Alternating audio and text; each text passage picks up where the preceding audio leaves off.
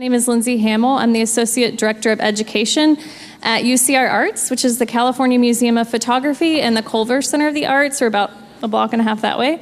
We're so excited to partner with the Civil Rights Institute of Inland Southern California. This is really kicking off a series of programs and workshops and events that we're working on together. A lot of this is really spurred by an exhibition that we have open now at UCR ARTS called David C. Driscoll and Friends, Creativity, Collaboration, and Friendship. And David C. Driscoll was an artist, a curator, a scholar of African American art. And so we hope that you'll come see that exhibition. And at the end, I have a slide that shows the reception we are having is this Saturday at 7 o'clock. It's this Saturday, October 7th from 6 to 8 with the curator panel discussion at 4. So everyone please come to that. We have several other exhibitions opening at the same time, which you'll hear about in just a moment as I introduce the artist. So it's my honor and pleasure to introduce the artists for this on this panel. Charles Bibbs is an internationally acclaimed artist, entrepreneur, and philanthropist from here in the Inland Empire. He's the founder of Art 2000 Visual Artists Association, Art on Tour, Images Magazine, the Inland Empire Music and Arts Foundation, 2 publishing and distribution companies, the former B Graphics and Fine Arts, and his current company, Studio B Art. In his 47 years as an artist, Bibbs has received numerous awards and recognition for his art, and his work has been displayed at galleries, museums, and the walls of private collectors. He has an exhibition called Sacred Spaces, the work and collection of Charles Bibbs, opening at the Riverside Art Museum November 3rd, so be sure to go see that. Local Inland Empire community member Mariah Green is an artist, curator, and archivist. They primarily paint with oil paint and watercolor to explore different routes into the storytelling found in Afrofuturism. As a curator and archivist, she aims to document and platform local artists living within the deep cuts of our valleys. They curated 2 local exhibitions and have begun an online archive titled IE Archives that dedicates itself to internationally telling the historic and present stories in the Inland Empire through the work of its artists. With any spare time, Mariah is also a columnist for the online arts publication called Variable West, writing about the Southern California's IE artist. Jon Henry, at the end there, is a visual artist working with photography and text from Queens, New York. He just flew in this morning, thank you so much, or today. His work reflects on family, sociopolitical issues, grief, trauma, and healing within the African American community. His work has been published both nationally and internationally and exhibited in numerous galleries, including Aperture Foundation and Smack Mellon, among others. Just a few examples of recognition he has received include being named the 30 New and Emerging Photographers for 2022, Time Magazine Next 100 for 2021, named as one of Lens Culture's emerging artists, and also won the Film Photo Prize for continuing film project sponsored by Kodak. His exhibition, Jon Henry, Stranger Fruit, is currently on view at UCR ARTS California Museum of Photography. We are also celebrating that exhibition this Saturday at the reception, and John will be doing an artist talk at 6 o'clock. Richard Allen May is an artist, college professor, and scholar of the Afro-Cobra art movement. He also is a consistent contributing writer to the Los Angeles-based arts magazine Artillery, where his exhibition reviews, curator profiles, book reviews, and artist interviews are published. An exhibition of his work, Be a Man, Richard Allen May III's exploration of Black masculinity in a white patriarchal society, is also opening this Saturday at UCR ARTS, and so we'll also be celebrating that during the opening reception. And Richard is also teaching some art workshops at UCR ARTS as well, so check our website for those. And so I'm also pleased to introduce and also want to thank Sabrina Gonzalez for partnering with us on this program and hosting this in this space. Sabrina was raised in inland Southern California and has dedicated her professional career to strengthening relationships in the community and capacity building through her work with youth and systemically excluded populations. Gonzalez holds a bachelor's in biology from Boston University, master's degree in nonprofit management from Northeastern University.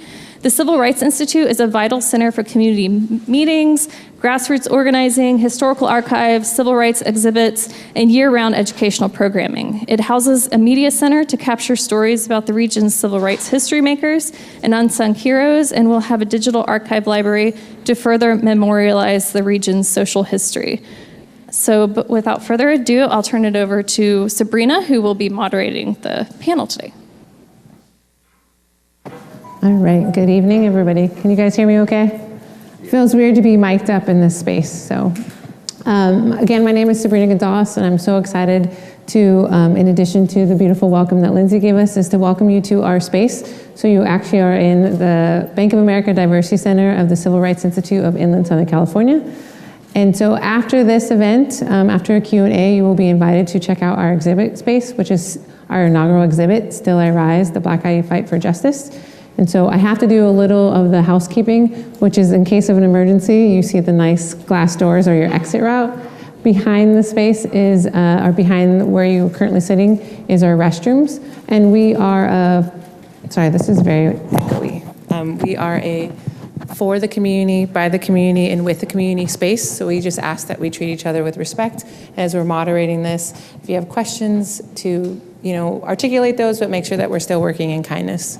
So to start this, I'm going to hit everybody with a pretty heavy question, because I think that's where we should go right away. So my first question is, when we think about this and we think of creative artivism, how can art be a powerful tool for addressing social justice and injustices and driving change in society? And we'll kind of, as you feel called to answer the question, we have some mics for you to pass around and go from there. Anyone? How can art be a powerful tool for addressing social injustices and really driving change in society? Well, I think that art has a way of appealing to people's senses. It activates memory. It also has a way of challenging people's belief systems. So what happens is, when a person approaches some art and they see something that jars them, they bring their own experience to it, and they have a dialogue with it. And hopefully that dialogue, inner dialogue, is transformative, where they don't walk away being the same person they were when they saw the piece of work. In particular, African-American artists have historically had the privilege and also the drive to document what they see visually. So whereas poets write things, playwrights will put on plays, artists are the visual historians. So if you want to know about what happened during the Watts Revolt of 1965, look at what the artists did. You want to know about the revolt of 92 in Los Angeles? What did the artists do? What did they write about? What did they paint? That's my response. Well, me as an artist, okay, I'm probably the oldest artist up here. So I came up through the civil rights movement. And during that time, we were the pacers that set the ideal visually. Okay? There was never enough opportunities for Black artists during the civil rights movement. We were the ones designing the posters, the panels, doing the walls, okay? Making that statement that was so profound and so necessary during those struggles. Okay, the visual image sticks with you. The visual you have to recall, okay? But both together makes a profound statement. And that's why the exhibition I'm doing now, called Sacred Spaces, leads right into that, the power of art, okay, and how it affects our daily lives. The civil rights movement was one of those powerful times for me as an individual artist. During that period is when I established my name and reputation, during the civil rights movement. Mariah or Jon, do you guys have a response to that as well?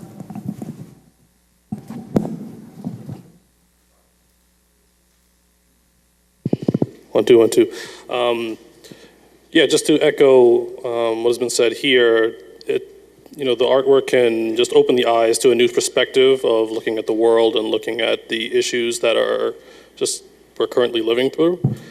specifically thinking of Stranger Fruit. Of course, through the media and et cetera, we hear, Black Lives Matter, and people may, not understand what that means or why it is necessary. But thinking of the project itself and, why it started, these murders of African-American men, women, due to police violence, and how it's, continued to happen throughout history. And since we've started to see the footage, and it still continues to happen.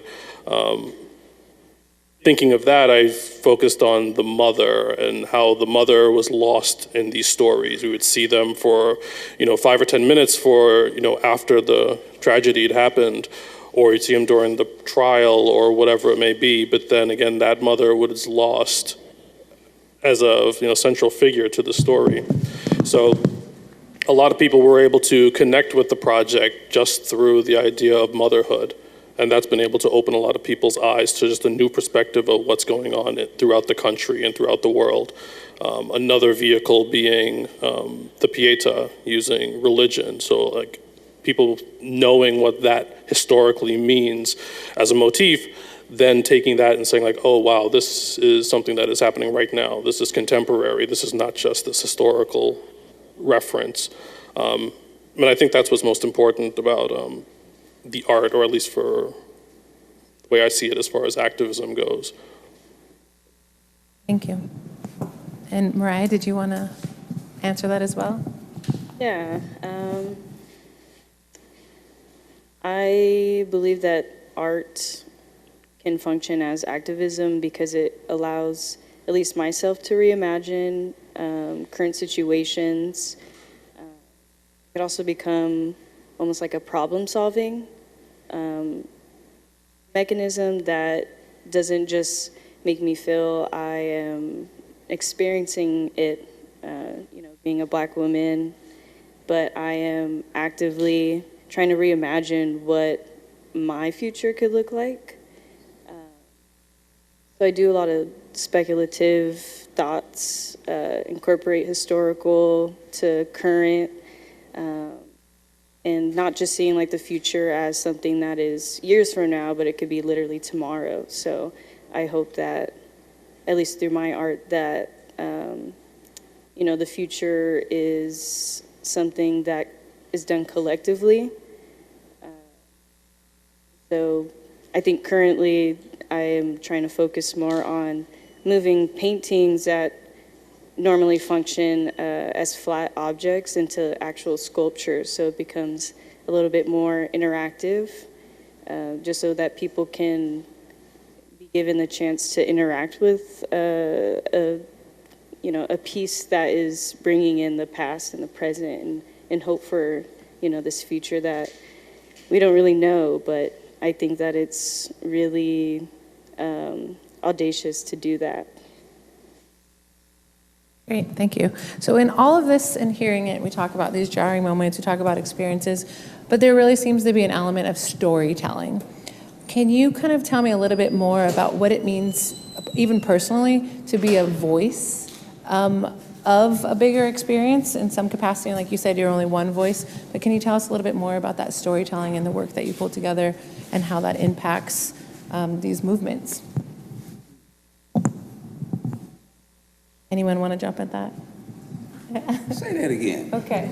So when we talk about this, right, you were talking about these jarring experiences and what art can be an experience, but there's a lot of storytelling in this, right, in what you're doing and telling your experience, but also presenting it. Can you tell me how that, being a voice, personally, how that feels for you, and how you've navigated being a voice, especially when you talk about being one of the oldest artists on this panel, right? Well, tell me about that. That's what we do. We're storytellers. But we do it by pencil and pen. Yes. There's no difference in writing, okay? We help writers tell their story in a more vivid way. Can you grab the mic for me? Just start. Okay. We're recording this. They can hear you, but we're recording it, so I want to make sure. I have a tendency to shout a lot, so. Yeah, good. Okay. Shout into that mic. All righty. No. Okay. But that's our job, okay? And I found that out at an early age, okay? Because I couldn't figure it out. I'm an artist. I didn't know any successful artists. What in the hell am I supposed to do? I had this irresistible urge to paint and draw. My father thought I was crazy. And he told me, son, the only artist I know is a starving artist. Okay? And he says, don't be that one. Okay, so I took at an early age, just like you said, that my responsibility is do what you can't do.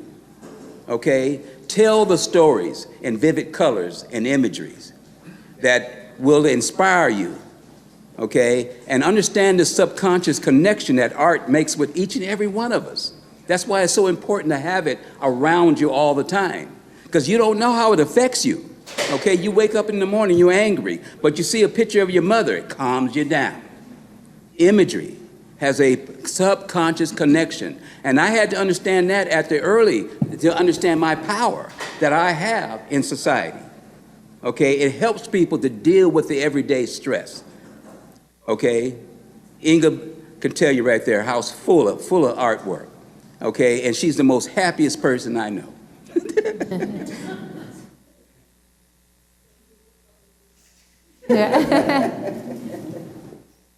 You know, as an artist going to art school, I learned the tools and the vocabulary of line and shape and color and composition. But something happened as I looked at what I was reading, what I was seeing in society, and my love for comic books. And so I thought, you know what, Captain America, Iron Man, Batman, you know, that word man stuck in my mind, and then also hearing the phrase when I was growing up, be a man, be a man. What does that mean? How does that change? How does that transform, and how was it different if you are a black man growing up and seeing things, experiencing things, walking in the parking lot in the daytime, trying to cut corners to get in the grocery store, and you hear car locks locking like that because you're viewed sometimes as a threat. And so I thought, well, how about if I did not just, you know, drawing portraits, but how about if I put my own voice in it now? So what does Captain America mean to a black male? Maybe back in the 1940s when he became a comic book hero to like a form of propaganda toward Hitler, you know. So he was a hero in the 40s, but black men were being lynched, living in segregation, legalized racism. And so I was trying to redefine what it meant to be a hero. What did Captain America mean? Iron Man, you know, a very wealthy person in the comic books, a womanizer in the comic books. Well, Iron Man, you know, men are at times told to hold in your emotions, you know, be strong, don't express anything. And so how does that translate to black men? So I was trying to really not just make stuff for myself, but try to challenge other men, black men in particular, and then men in general, who grow up with these thou shalt nots, thou shalt not cry, thou shalt stand alone, and combine that with the comic book superhero, you know, Batman, Spider-Man, Iron Man, Superman, and see if I could really challenge perceptions so that the men are leaving not the same anymore, but transformed in some way.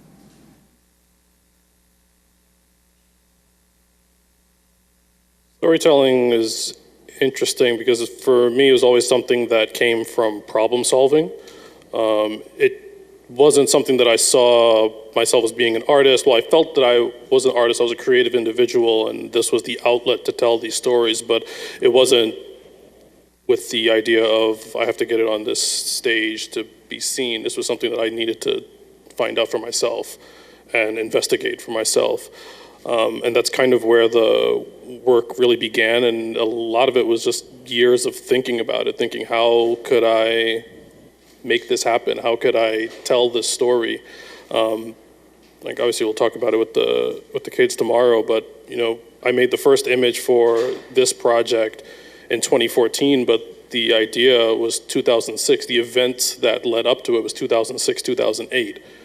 The murder of Sean Bell in Jamaica, Queens. And obviously I knew something, really important had happened when Rodney King was beaten, but I was young and I lived in New York. I didn't have the context of growing up in LA to, feel the riots and know what that meant present to be here. But when Sean Bell was murdered, everything hit home because this was my neighborhood, this was my community, this could have been me, this could have been my friends. The images in the paper, there wasn't video from social media at that time, but the images in the paper are still emblazoned into my mind. And that was really the genesis for this idea of storytelling and, okay, how can I tell this story? What is a way that I can speak to this that isn't currently being spoken about? And again, that's how we landed on, focusing on the mother, but it was, again, problem solving. It was problem solving and then pairing that with, okay, this is the narrative and this is how this is gonna go and we're just gonna figure it out as it may and see what happens.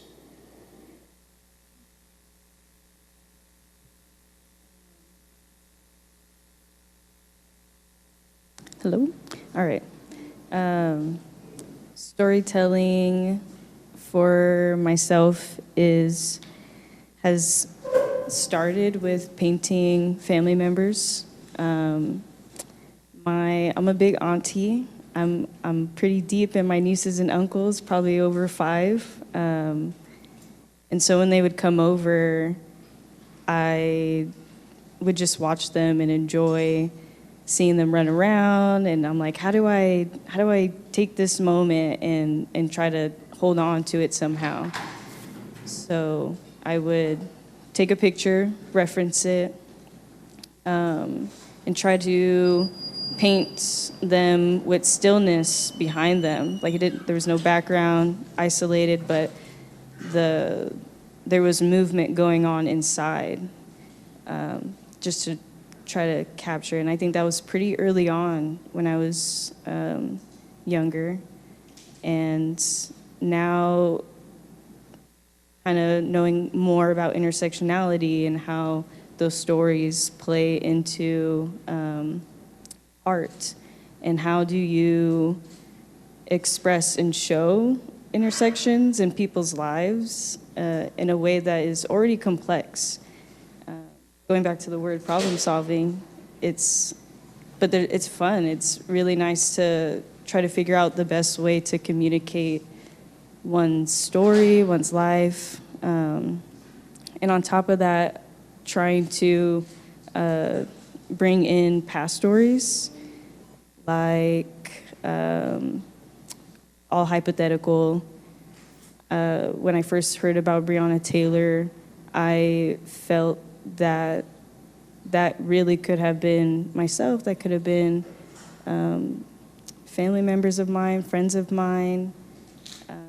And it's this shared experience, this shared feeling. And at least storytelling-wise, I think of a lot of these stories existing, or all Black stories existing inside of Blackness as this space that are kind of hosting and preserving our stories in a really poetic way, that I am able to kind of reach in, and I just get excited when I reach in and I pull out whatever it may be, but it's kind of playing with time, playing with diaspora really of what storytelling could really do. It's kind of endless when you're thinking about that well of Blackness, of storytelling. Great, thank you for that. So what really stood out to me in this is it's so humanizing. And we talk about that when we talk about our exhibit here, right? Still I Rise, the Black Identity Fight for Justice. It is humanizing. This isn't a place to to disparage. This is a place to uplift, but also to make sure that we understand there's a human component to all of this. And so when I think about that, I want to talk about a quote. So artist Charles White once said, "Art must be an integral part of the struggle. It can't simply mirror what's taking place." And you guys are talking about that. You're discussing the personal elements, but also the problem solving. What are you seeing in your futuristic views? So when we think about all of that, what's the role that you think art education and workshops around capacity building and community really allows people to own expressing themselves and to taking up art as more than just something to be viewed, but really something to be experienced? So I want to start with Jon Henry in answering this, put it to you. And I specifically say that because I really like this idea of problem solving, right? But that's a very critical skill to our community members. That's capacity building in its own. So I know I said a lot, but I want to throw it to you discussing those elements of the importance of art education and workshops to building capacity to express ourselves. Yeah, I mean, this is a great question, and it's critical. It's one of the things I teach at high schools as well, back in New York, and trying to, emphasize on my kids the importance for storytelling and the importance of championing your own story, telling the story of your community, of your family, and not having someone else write that story for you because you're probably not going to like those results. So yeah, just focusing on that and just focusing on, what is local to you, meaning your family, your neighborhood, whatever you have access to that you can use as a vehicle to tell those stories. Just makes the most sense. It's critical to put that in education. And workshops is one thing, but even, higher education as well. I get into not fights, but conversations with folks in academia of, we're talking like photo history and photo theory and et cetera, and I'm like, okay, well, where does this history end? And, long story short, at one class that we have in one of the schools I teach, the history, of how students can make it ends at, the early 2000s. The world is very different, specifically for photography, from before 2008. And guess what? It's even more different from 2020. So yeah, it's really important that we're updating and continuing to, modernize this education and taking stock of who are the folks who are making work right now, not just the canon of photography. Who are the other folks who are making work now, whose voice is really important to the contemporary lens? So that's, I guess, where I stand as far as education. And we'll have a lot of thoughts on education. We could talk about that forever. Yeah. A lot of people in this room have a lot of thoughts on education, so I appreciate that you bring that up. So yeah, so that's where I usually stand. Anyone else want to discuss that a little bit? Well, I used to teach watercolor classes to elementary kids in San Bernardino. And one of the major projects that I tried to accomplish was having them do self-portraits, kind of talk about the importance around self-portraits and how it doesn't have to look like a photo. So what I did with them was take their photo, print it out, and kind of show them kind of like a transfer paper method so they can get at least the lines, but then they don't see their photo anymore and they just fill it in however they see fit. Kind of talked about abstraction and how that is really expressive and how that still is considered like storytelling, because I think when they had the photo taken away, they felt like it wasn't going to be done right anymore. But it was nice to see, like, through the weeks, them more focus on maybe like some technique, what colors they want to use.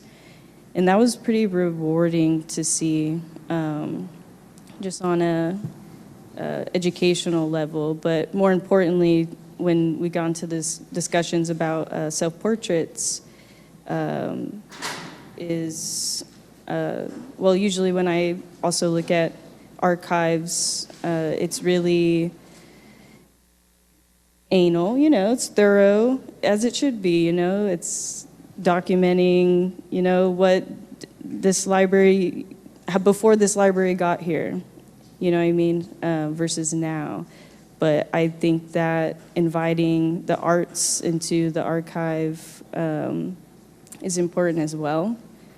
Like if someone wanted to, I don't know, depict the library in an abstracted way, like what does that really mean?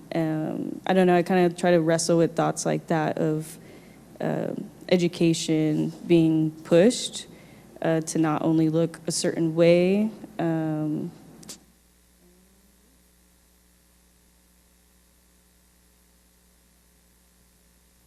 Storytelling and problem solving.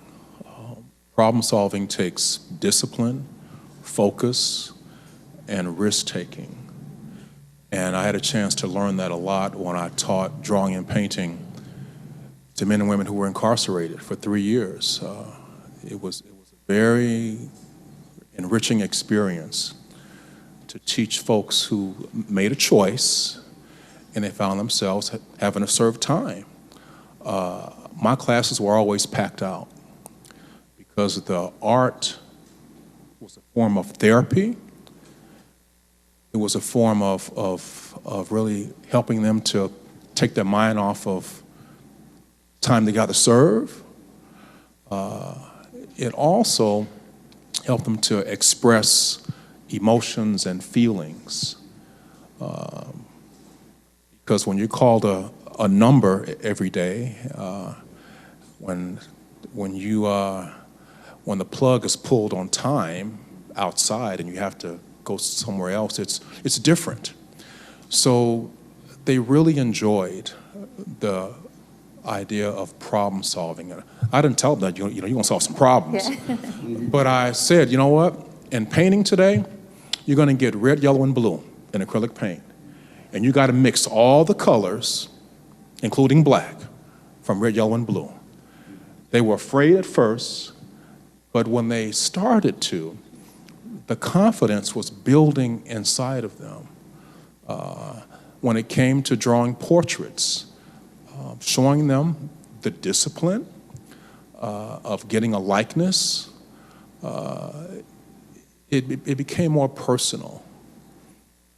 And so this idea of problem solving, in my opinion, with the arts, it teaches that you can approach a problem from multiple ways and not in a cookie cut way.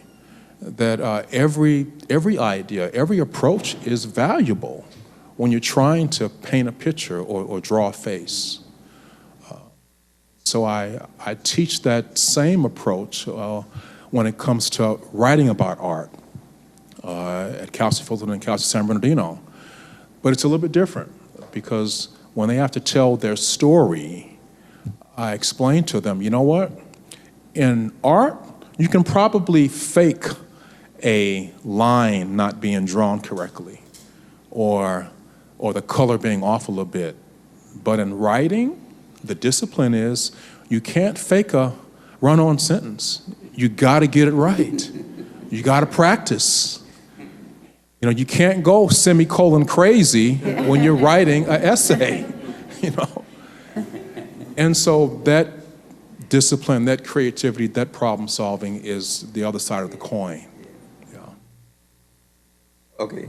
Let me, do I need this?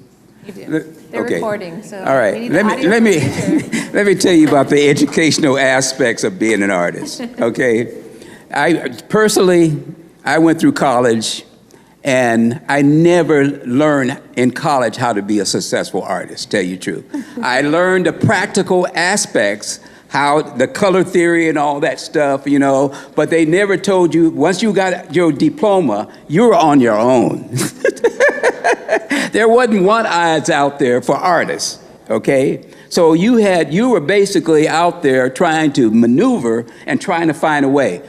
I found it very easily because I sought the answers through you people right here.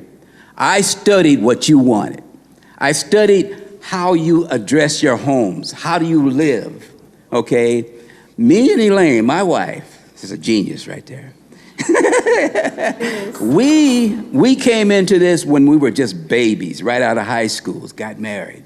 Okay, the first thing I had in front of me, you know, I had a baby on the way, and I had to determine to take what I learned in college and use it to make a living, and I couldn't. Okay, I couldn't fill out an application and say, here I am, I got my diploma, give me a job. Okay, so I had to go back. I went into corporate America, talking about how I learned how to be successful through corporate America. I worked for the biggest, McDonnell Douglas, Boeing Aircraft. I worked for Mattel Toys, toy makers. I worked for food industries, Van Camp Seafoods, the tuna industry down there in Terminal Island. I learned the struggles of learning how to earn a wage and make it and bring it home and have it be a satisfactory outcome in my house, okay? That was helped me become a successful artist because I applied those same tenets that I learned to be successful as a human being, and I just reversed it to my art. Me and Elaine was the consummate street artist. We were out there on the street every weekend. She was ready to call it quits. We stumped the streets night and day, okay? Then they went to the galleries, and then the galleries couldn't satisfy me. And then I studied the psychological impact that art has on individuals, okay? How it empowers you. And that's why my exhibition is called Sacred Spaces, because where you live is where I live. The opportunities, okay, they tell you in school how to be successful. Number your opportunities, okay? And you know what our 4 opportunities here? Are walls. How many billion homes are in America? Multiply that times the walls. That's your opportunities. That's how I empower young artists. Okay, you have to give them something to conquer, something to destroy if necessary. Okay, but you have to have a goal, an objective. For a long time, artists had none. Okay, but when the Cosby Show came on, what did you see? Black art on the wall. You see a family, a black family, middle-class family, house full of kids, okay, hard-working family with art on the walls. Guess what? That was the inspiration because we saw that. And then I was fortunate at that time. We're talking about how education affects art, okay? At that time, there became a demand because they saw the Cosby. I want to be like the Cosby. Where can I get the art? But what I had to do, me and about 100 other artists just like me, we came together. We created organizations, Art 2000, Visual Art Association, and the list goes on, all over the United States, and we came together. How do we satisfy this demand that all of a sudden came up on us? Okay, make it affordable. Because artists were out there trying to sell their originals for thousands of dollars. What we did, we mass produced it, brought it down, and we indoctrinated art at an early age in collectors. Okay, a lot of my major collectors tell me today, I started off with your posters, Charles. Okay, that's how education had trained me. Okay, if without that education, okay, and to know how to solve problems, not educated on art. I already knew how to do that.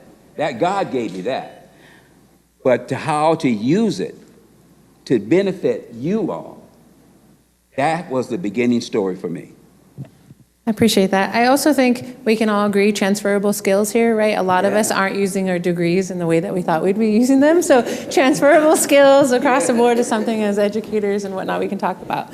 So I want to come back to that, and I also want to tie into earlier, something that stood out to me was the psychology of it, but also something Mariah said about the future and looking forward to it. So when we talk about this and you say, okay, you didn't learn the traditional ways, the art was with you, how do you think art criticism and art institutions now can actually play a role in promoting socially conscious art and artists that are actually socially conscious in the work that we're doing? So tying all that in, right, the art comes from your heart, comes from natural born talents, but there are these components that need to have a social construct and the psychology of the people that are looking for it. So does anyone want to jump on that? Like, what's the role now art criticism and art institutions can play now that you're aware that you play a huge role in moving these movements forward.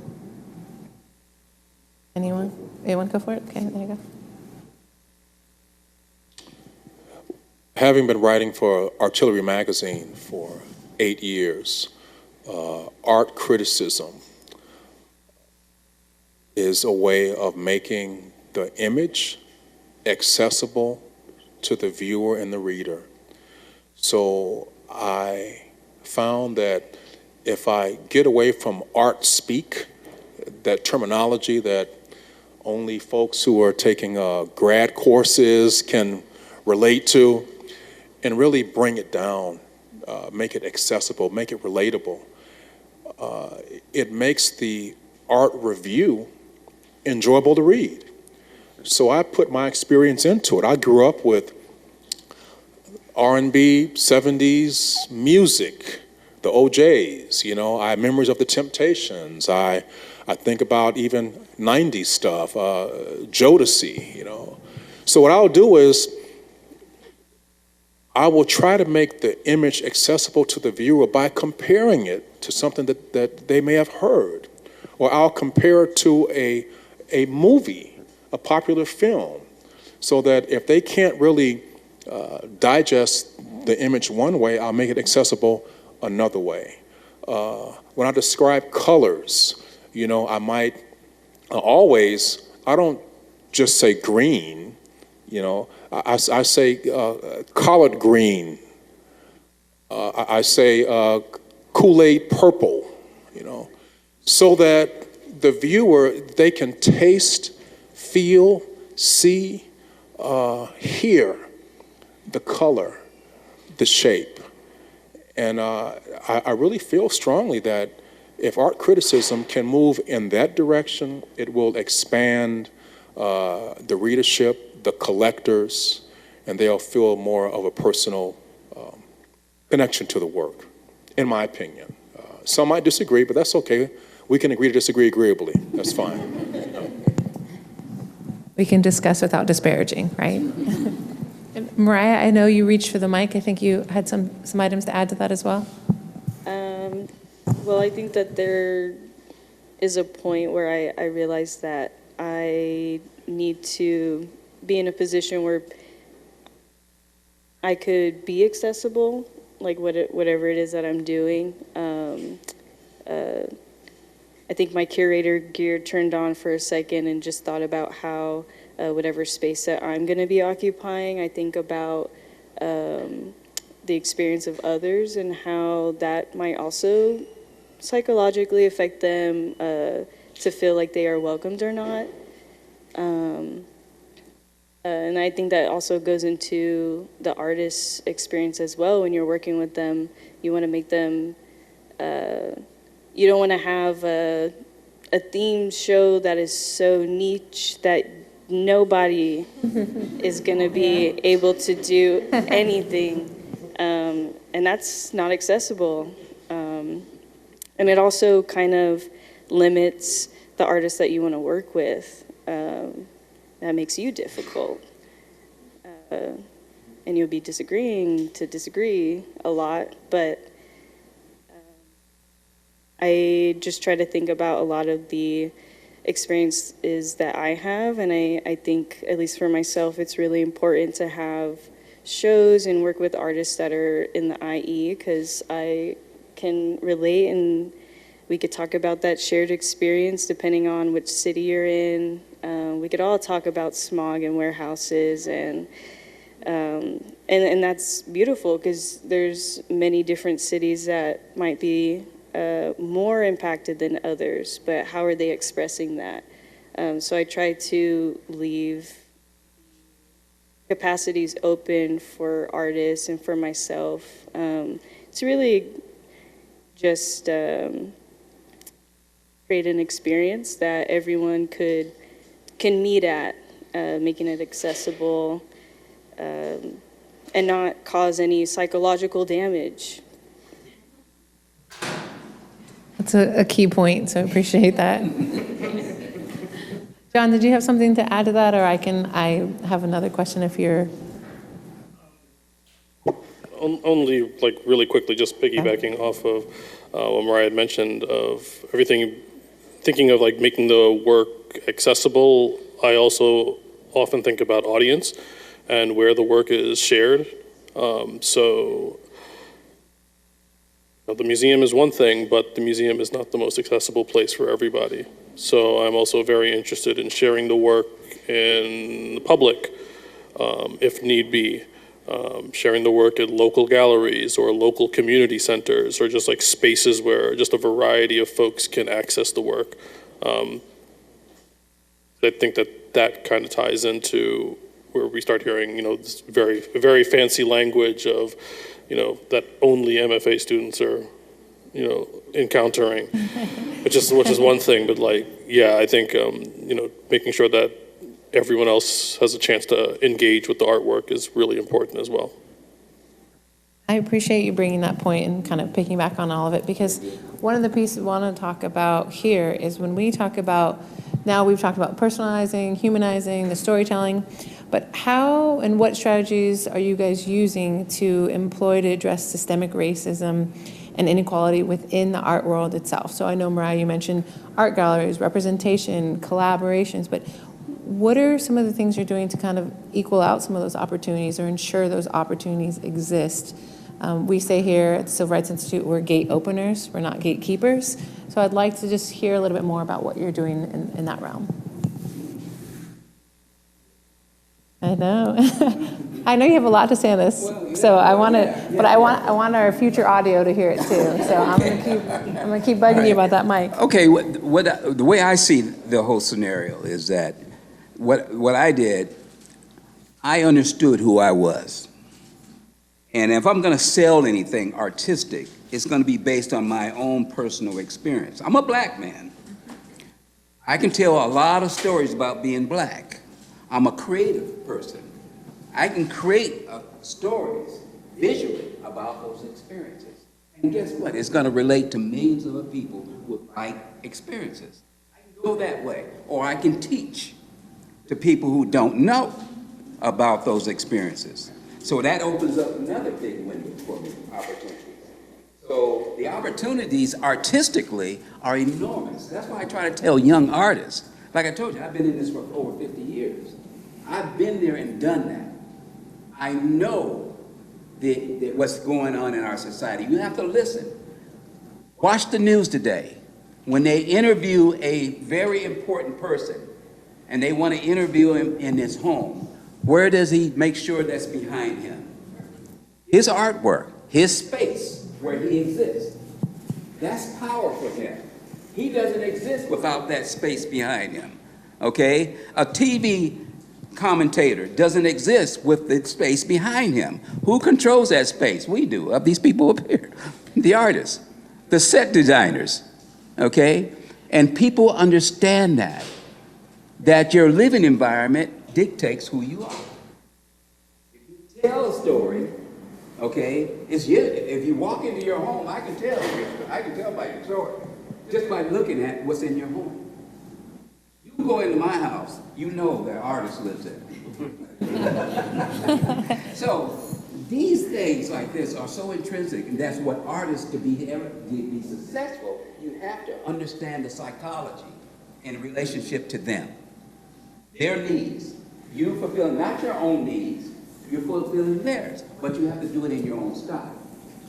Okay, and it's a style and the relationship to what you need is what we're selling. So it all makes sense. Okay. Anyone else wanted to? Yeah. I'll do it. Would you ask a question again so I can make sure that I really get it? No. It's okay. I always look at Missy Lane when I'm seeing what's going on. She gives me the look. So we were just talking a little bit about how to address systemic racism in the actual art world. What are some strategies that you're building out to kind of create equal opportunities in the art world and kind of move away from the inequalities? Okay. I began as a trained artist. I didn't plan on becoming an art critic also. But what I saw was that when I was in art shows by myself or in group shows, where was the art critic of color writing about the work? That doesn't mean that a person who's not black can't write about it, but there have been more African-American artists historically and very few African-American writers about the work. And then when I saw this, I thought, okay, well, who is writing about the work in the Inland Empire? Who's doing this? Of course, you have folks in LA and other places in PhD programs doing essays for catalogs, which is important, but who is writing about the work in the IE? And so that began my journey to be like Alain Locke in the Harlem Renaissance, who made it his business to write about black art. That was his business. And he had the alliances and the connections. And so, but the other thing is, how many galleries exist for black artists to have their work in? And what is the life cycle of a black-owned gallery? Most of them at times end up becoming frame shops also, so they can stay in business, because the value system is another thing too, investing in up-and-coming artists, investing in original work. I mean, art is a commodity. And if money is tight, are you going to buy this work, or are you going to pay your bill? Are you going to get on a payment plan? So I also saw that when a show takes place, the last thing on the list is the essay about the show, or the catalog, which is another budget concern too. So I said, you know what, I'm going to just create my own opportunity and write about the work. I'm going to contact as many black artists as I can. Email me and tell me your next show, and I'll pitch it to Artillery Magazine. And at the same time, use my training to write about other works as well. But it's the African-American criticism on the art or the writing itself usually leans towards the biographical perspective. Let's prove that they existed first. But in contemporary art theory and criticism, there are multiple ways to look at art, multiple ways. A Marxist lens, a cultural studies lens. And so how do you unpack the art like that, and who's going to train folks to do that? So I partnered with Inlandia, a nonprofit, and I was teaching courses on how to write about black art. And we went through all of the theories that I could pack in a couple of months. And it got pretty intense, because writing is a discipline. You can't fake it. You cannot. And that led to teaching art writing at the universities, where they go in my class. I said, you know what? Writing is tough. Learning the language of art to apply it is another story also. So we're going to do both in my classroom. And I tell them that I have allergies, that I'm allergic to excuses. So you have to come ready,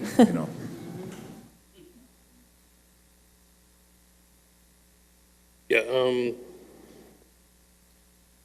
I don't know how much it tackles systemic racism, but the one thing that I do all the time is support my homies. I will buy their work when I can. Money is money, and money be tight, but when I can, I will buy their work, I will frame it, and I will put it on the wall, so that we at least are collecting each other's work. And hopefully that will go somewhere, and someone needs to borrow a piece for a show. Guess what? It's on loan from Jon Henry. He's right there. That's powerful. You have at it. I'll see you in a month. But at least from there, it's building community and building this network and strengthening that network, because that making art can be very isolated. So just trying to let peers and friends who are coming up around the same time, and just let them know that you're not alone. Like I said, I love the work that you're doing. I see you, and next check I get, we'll make a trade or we'll do something. But Our ancestors worked in the barter system. Why do we not do it in this case? yeah, just 100%. yeah. I mean, Yes. the barter is cool too, but paying rent is cool too. Yeah. But yeah, just like putting that focus on trying to support each other to be the one to put some funds up for each other. It goes a long way. So we just have a few more minutes on this panel before we open for a Q&A. So I want to leave everybody with this last question, and I'll let you guys decide, like we've been doing, who wants to answer it. This brings up because you mentioned Inlandia, you're here with the Civil Rights, UCR Arts. How can artists collaborate with community organizations and activists to address pressing social justice concerns, and how do we do that effectively? I know it's a heavy question, but I think it's a good one to end off of, and it may provoke some Q&A from our audience. So I saw you grab that really fast, Mariah. You want to take that? I wanted to go You were back ready. to the previous question really quick. Something that I specifically am seeking out to do is building an archive that is ran by Black and Brown artists, so we can intentionally share the stories past and present of the IE. And one of the things that I do in my archival digs when you're online and you just get lost with thousands of tabs is I never see audio. Going back to the previous question, talking about accessibility and how audio is not often found inside of archives. And I know that's a really tricky one, but that's something I'm personally seeking out alongside other people who I work with that are photographers. Like, they can handle the photography aspect, the video aspect, but I definitely and intentionally want to add audio for accessibility purposes, really. And then going into this question, that's a loaded question, but I definitely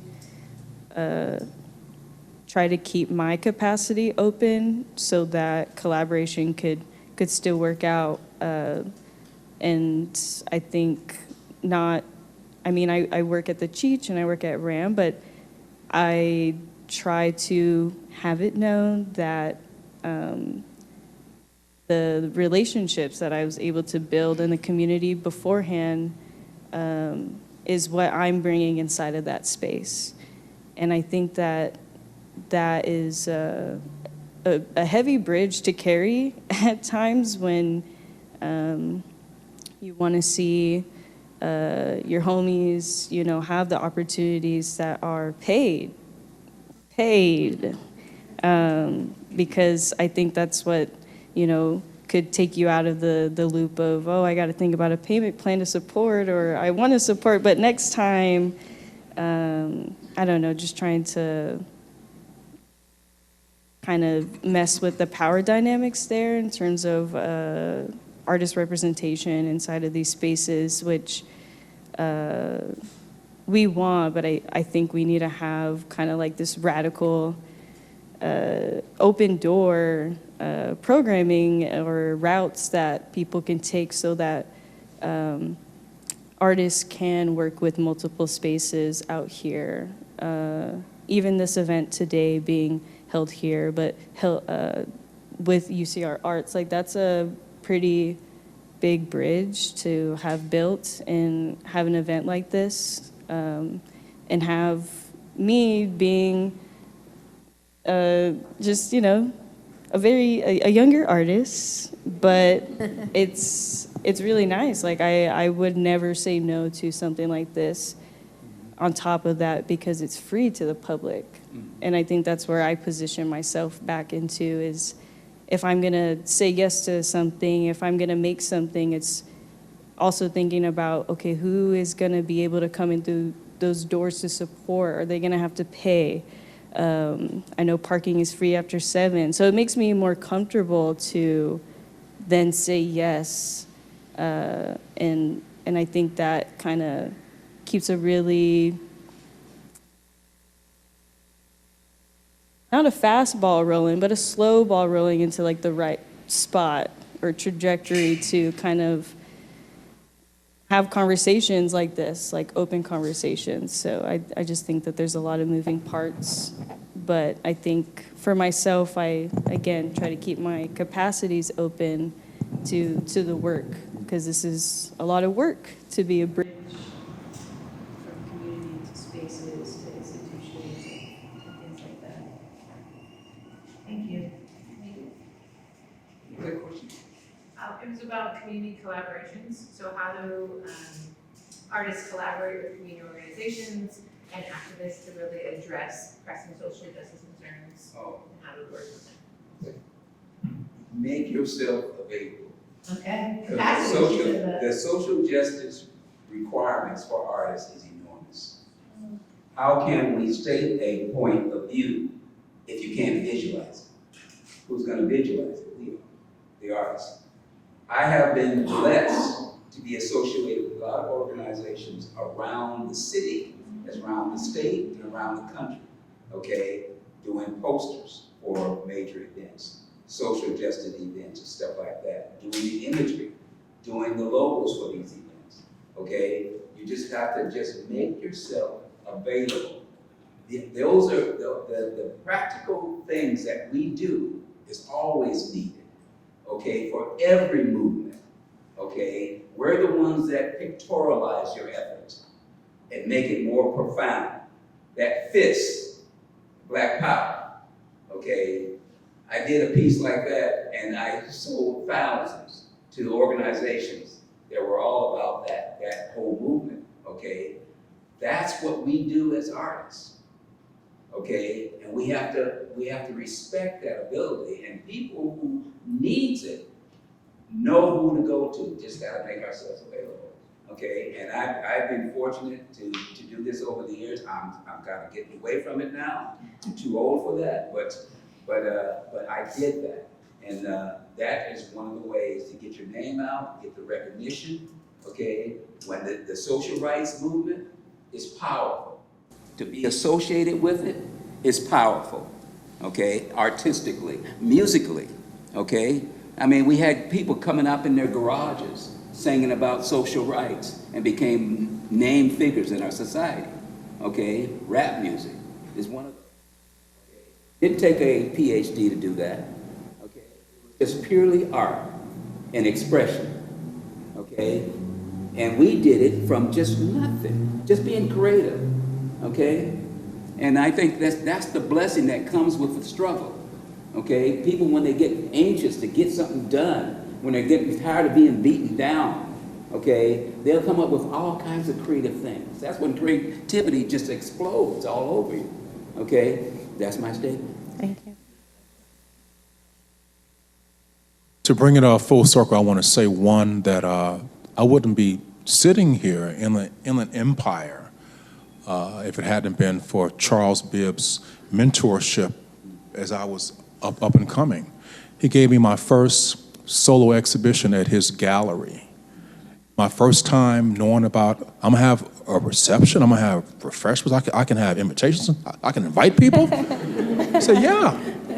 And he gave me my second solo exhibition at his gallery in Pomona. So he is an example of addressing the systemic racism. You know, having a space for Black artists to have their work. Now, moving on to the other question. This idea of collaborating, you know, I also teach public speaking and interpersonal communication at Chaffey College. Artists can benefit from communication skills, those soft skills that you need to navigate those spaces. I tell my students in my class on the first day, I said, folks, I believe in something. They say, what? I say, fresh breath. You're gonna move in those spaces? It's those little things. Just knowing how to carry on a conversation, being cognizant of your nonverbal skills. If a customer wants to buy some work from you and they want to meet the artist, can you talk with the collector? Have a conversation with the collector? And the other issue is business skills. If artists are going to collaborate with organizations, business skills are essential. There's an old saying, when it comes to contracts, the big print gives, the small print takes away. So you have to read that contract. Just basic negotiation, helping people to respect the craft of an artist. Like, don't tell me, do a sketch for me. I said, no, I have a retainer fee, okay? You know, That's you right. wouldn't talk to a dentist like that. Pay our artists, right? You would not. Or a car mechanic or a plumber, no. I went to school for this stuff, so you're gonna give me something up front so I can get started, okay? Also in collaborating, my mentor who passed away recently, Mrs. Lois Carson, was my mentor for over 20 years. And she kept me sharp on business skills also. And she had a saying, if you are not invited to the dinner, then you're on the menu, okay? You're on the menu. So when it comes to collaborating, those spaces, you know, you have to have some power, some influence, and not just a face to decorate stuff. So it's key, I think. You know, if artists are going to move in those spaces, then we have to be able to back up our word, you know. Thank you. And then Jon, we'll have you if you have something. No? Okay. So we'll open it up. Thank you guys so much for all of this. And we're going to open it up to Q&A. I'm going to have Amani, if you don't mind, grabbing a mic from us. Or Lindsay, did you? I don't. Anyone have any questions? Oh, right away. Okay, great. Love this. I love it. I'm inspired. First, I want to say thank you so much for being here and sharing your stories and your vision. And by the way, I have Charles Bibbs hanging behind me in my house. So, Power move. just so you know who I am. Yeah. Okay. So you've talked a lot about storytelling, problem solving. How are you addressing issues of systemic racism? There was a time, I would imagine, early on, when you first put pen to canvas or paper or a brush or a lens, where there was just this joy involved in that process. And we didn't talk about that today. So I'm wondering, now that you are aware of the role that you play in the work that you produce and the impact it can have on a community, or an individual for that matter,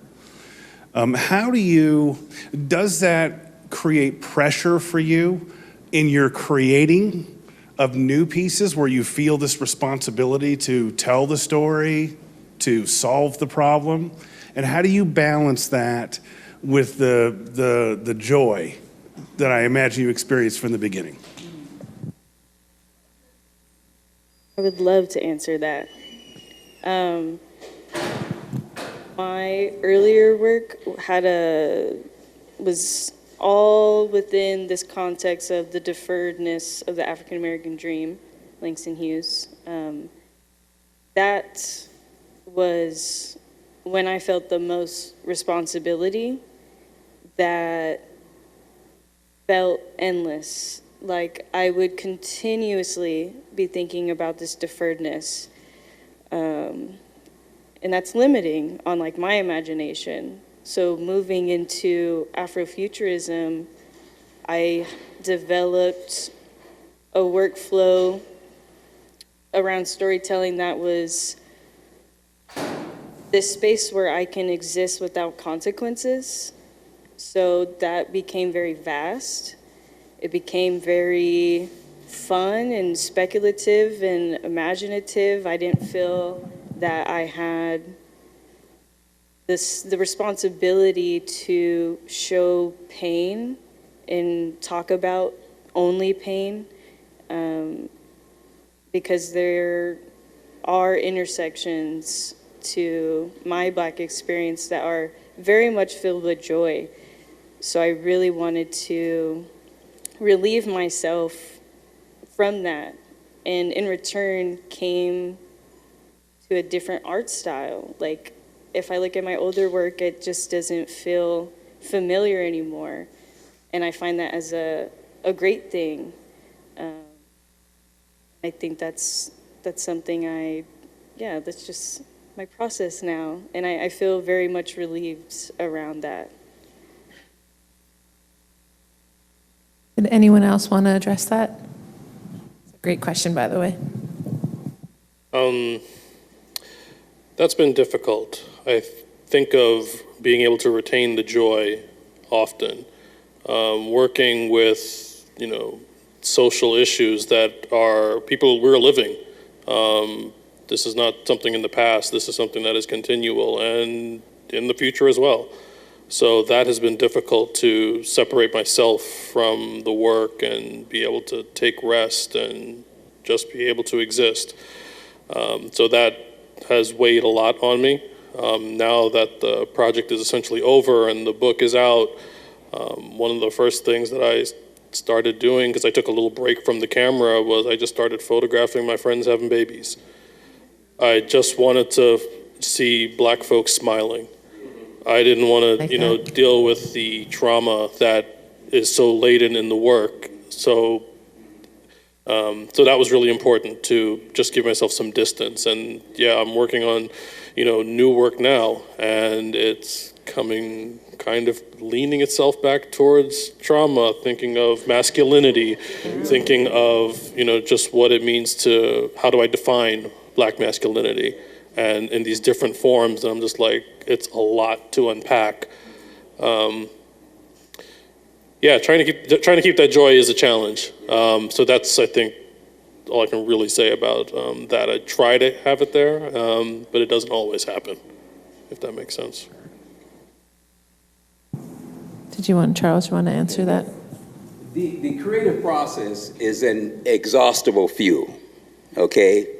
The way I deal with this creative process is that you get full, and I call in my house an incubation period. I never finish something immediately, okay? I got thousands of incompleted work, and that's the way that works for me, okay? It's hard for me to continue on something, so the creative process is ever evolving in my mind, okay? Elaine, my wife, can attest to you. I bring stuff to her, and she says, when did you do this? 5 years ago, okay? Or sometimes lately, I brought something to her finished, and I did 20 years ago. I started, okay? I have a studio just filled full of incomplete work, right, Elaine? So, and that's the creative process. Now, it's hard to monitor that for a lot of artists, okay? That's still been mine, because artists can go crazy. And you've heard a lot of stories about artists going flipping out, okay? To keep me from flipping out, that's what I do. I don't complete something, I put it away, let it incubate, and come back to it. Then, because when you get to a problem and you can't go any further, that the mind is telling you, oh. And then what happens during that incubation period, you find answers, okay? And you come back to it, and then you finish it. So it happens with anybody creative, or you're a musician, the same way. How many musicians in here? Musicians, play instruments. Same thing applies there. I relate to a lot of musicians, and they tell me the same stories. We go through the same thing. Okay? Incubation, okay? Don't just throw it away because you couldn't finish it. Let it incubate and come back. The mind is a tricky thing.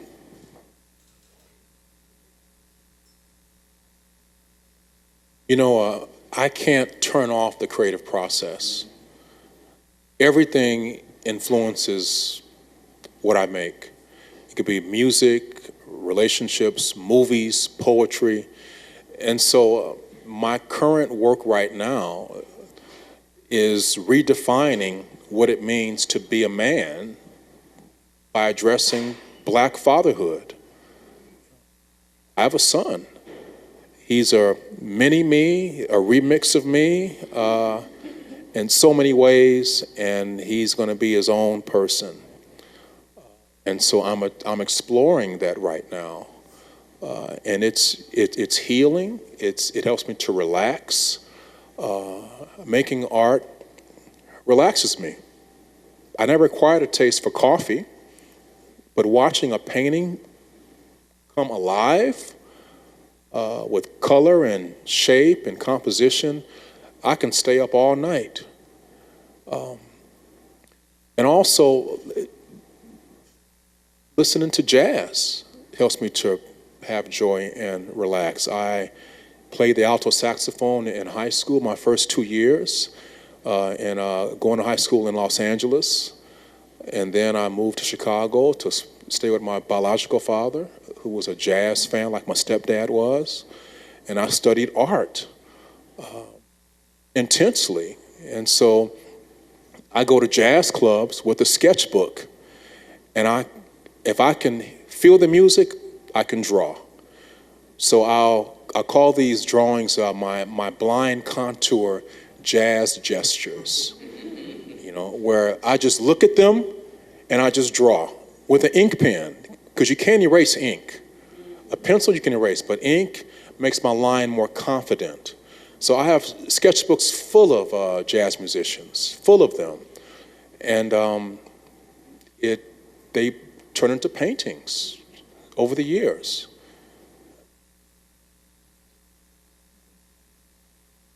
We have a second question. Yes, I just have a comment.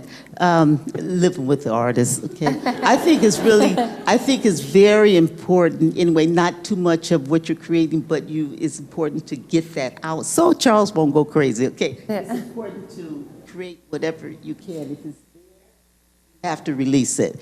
And that's one thing, and this is getting a little personal. Charles and I, we've been married almost 55 years.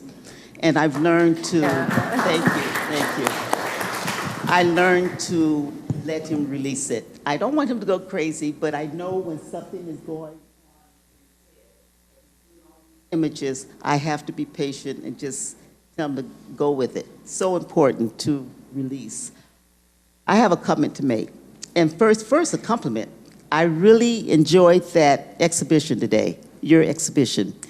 And I want to ask you,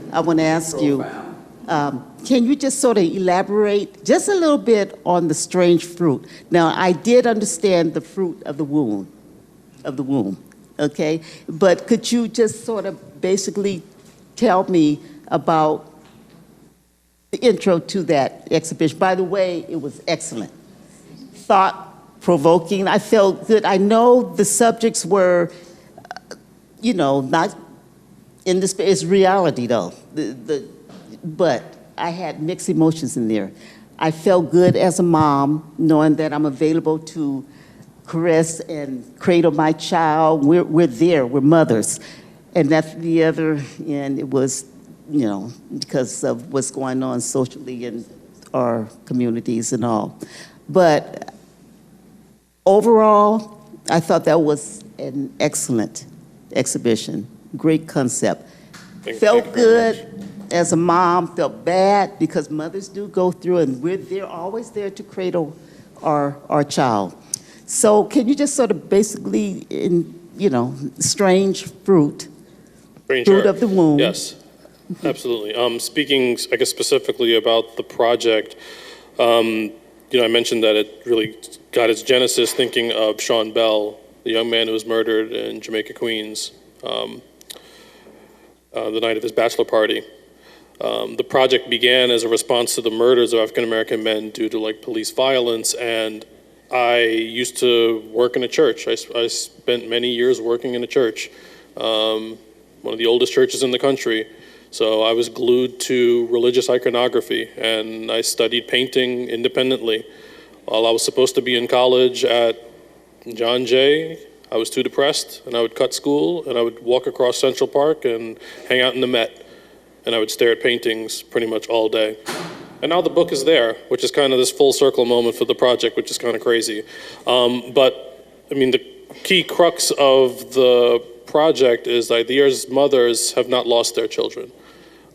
They understand the reality that this could happen to them, that this could happen to someone in their community, that this could happen to someone in their family, because these murders have happened in the most randomest of areas across the country, and again, for absolutely no reason. There's no reason Breonna Taylor, Tony McDade, George Floyd, on down this ridiculous list should be dead.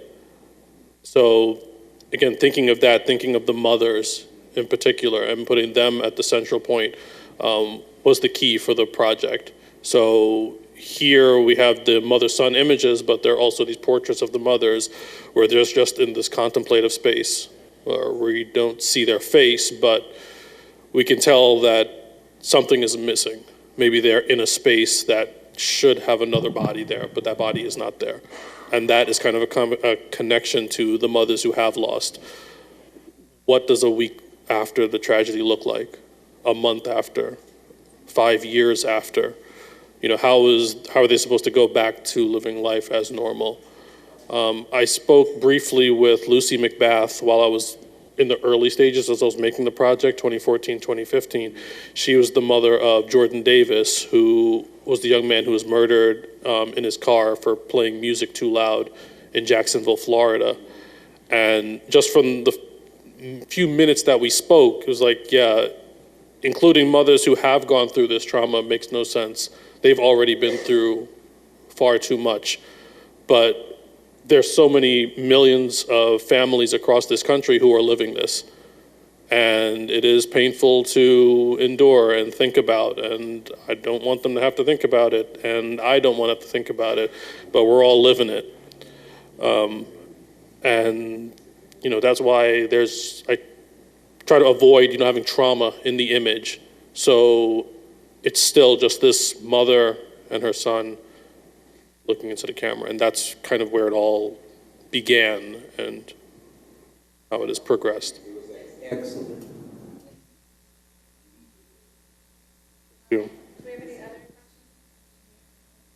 Yeah, first I want to say thank you to all of you guys, and I'm just appreciative because I'm from the IE since I was age 5, and I vaguely remember you for some reason. I had too many seizures to get my memory back, but definitely thank you for being on the panel because because being the only woman in my creative group half the time, they call me soul librarian, and I'm just like, everybody has issues. I gotta help everybody, so it feels like everything's on my shoulders, and you being a curator and everything is just like so many moving pieces. Something y'all said was just amazing because I'm over here like, okay. But thank you for everybody here. I'm a little nervous, but I do have a question. Being a part of a community now, and it's kind of hard being an artist. Usually you're isolated most of the time. But now I'm with the community and all these moving pieces. I really want to dive into you guys' journey. I'm big on journeys, especially for people of color, because our journeys are not really scribed out as much as we would like to. How is your art community? How did it affect you? How did the people come in and out of your life? Just give me a little insight on that, because everybody feels like it's dependent on soul, and I'm like, okay, everybody calm down.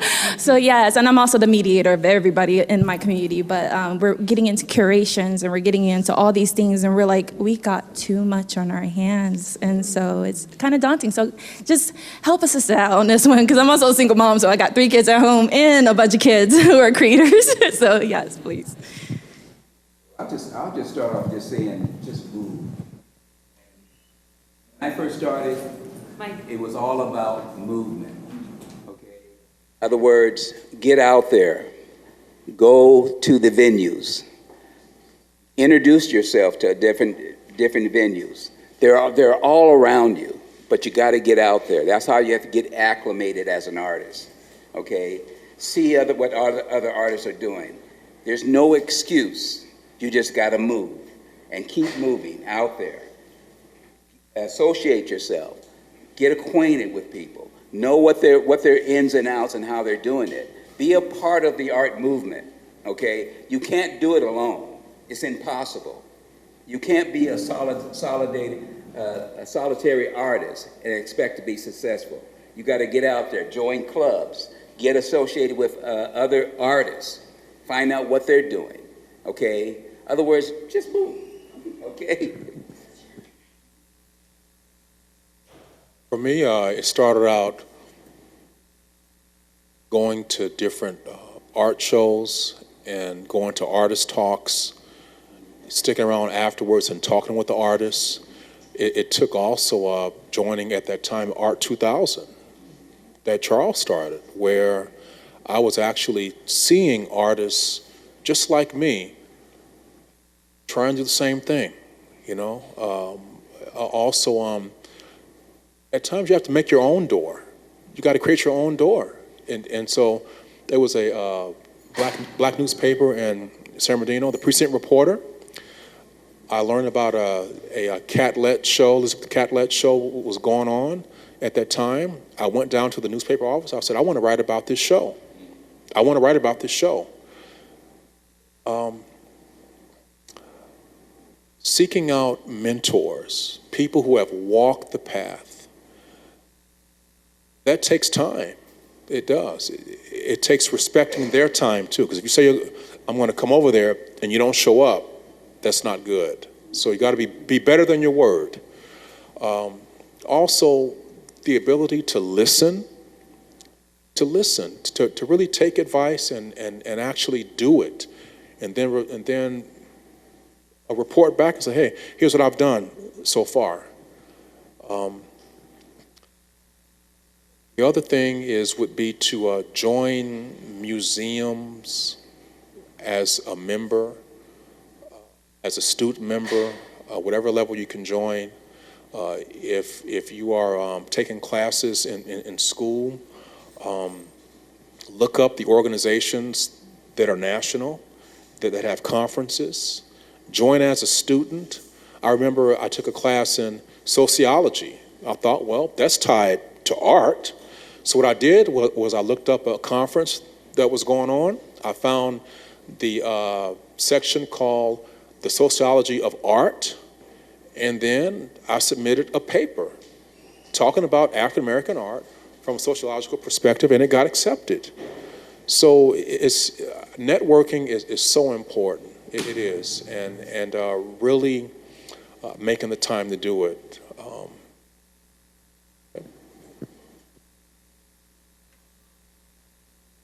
Like, I see you, I see me, I see IE, and I think just to talk more about, you know, our opportunities out here. Specifically for myself, for Black women, I don't see it. Especially growing up in Hemet, I did not see it. And it felt very isolating, but I did what most people start to do. They look for opportunities that are in LA. And I participated in two shows, but my work was being taken out of context. My story was taken out of context. And it took a lot more research to find out like what is available, what resources are here. Arts Connection is a huge resource out here. Going to the Garcia Center in San Bernardino, both of those organizations are based in San Bernardino, but really are serving to IE. There's Lisa Henry, who's here. Lisa works at the RAND. Lisa's a curator, more than a curator, a friend. More than that, someone that you could be in solidarity with, because I think that there's not a lot of opportunities out here. And what do we, unfortunately always get pushed into the position of doing is having to create something and then being that shoulder for, fellow people. And I think that is a lot to bear, but if it feels right, and if you're moving within your capacities, then it's gonna show up in so many different ways. Because I know that the community has shown up in so many different ways for myself, just by listening to what they need, just by talking to them, showing up to their shows, showing up to talks. And I never look for anything in return, but there's moments when it does turn around. And then you turn around back then for them. And it's just like a really nice feeling that I know I wouldn't have received if I was to continue seeking out LA. There's too many stories out here that go overlooked and then get, you know, rediscovered this hidden gem later. You gotta stop that, y'all. Okay. We've been here, but definitely for you and I's community, it's definitely something that we have to build. And I like to help, so in solidarity, if you need help, let me know. Jon, did you have anything to add to that? Really? I mean, I think everyone up here has already mentioned it about just community building in whatever fashion that is. I'm probably not the one because I am often with my head down, locked in my room, working, and I forget to come up for air often. So yeah, make sure you're doing that, make sure you're getting out there, and yeah, going to those exhibitions, group shows, connecting with folks there, because they're on the come up as well. Potentially that can be an easy way to get their ear. But yeah, I think I know how it'd be. No, appreciate it. I think that's a beautiful kind of ending point for us. Charles does have a question, but I'm going to leave that right before. How many artists are in there, out in the audience? Okay. All right. Just a little hint. Okay, the biggest subject for artists now that's powerful is social justice. Very good point. Very good point.